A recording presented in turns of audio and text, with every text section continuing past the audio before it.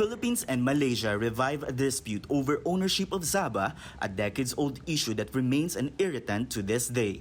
Foreign Affairs Secretary Teddyboy Locsin Jr. said in a tweet over the weekend there have been numerous offers to abandon the country's claim on the island. He did not disclose the quote humongous offer to let go of Sabah while raising the possibility of reviving an agency that handled the territorial dispute.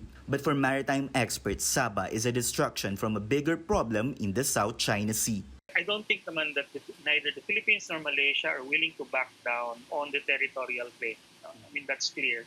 So rather than allow that to divide us, why cannot we, as we have been doing for the past several decades, why can it be set aside muna, meaning again in the words of President Ramos, put it on the back burner for now, because our most immediate problem is the Chinese incursions in all of our respective maritime areas.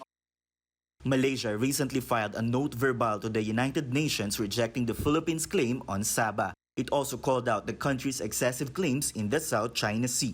For some experts, there's no need to pursue the Sabah issue for now, and bringing the dispute to an international tribunal may not work out for the country. Malaysia will surely win that case because Malaysia has effective occupation of Sabah.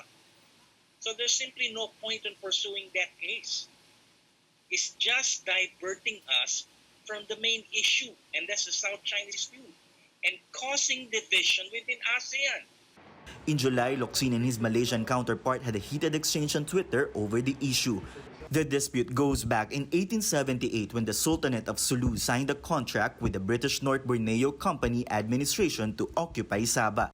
The Sultan of Brunei gave Sabah to the Sultan of Sulu in 1600s in exchange for Sulu's help against a rebellion.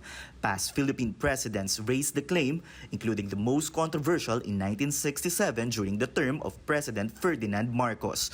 There was a violent attempt by a few people in 2013 to take over Sabah in the Lahad Datu incident. Raising this issue at this time really would detract from the need, detract from the effort of finding that common ground that unites the Southeast Asian countries vis-a-vis the Chinese excessive claim in the South China Sea. As the issue over Sabah's ownership heats up, it remains to be seen on how far the Duterte administration will pursue the claim. But experts say that the best option for now is to, quote, agree to disagree in order to maintain bilateral relations with Malaysia. Tristan Nodalo, CNN Philippines.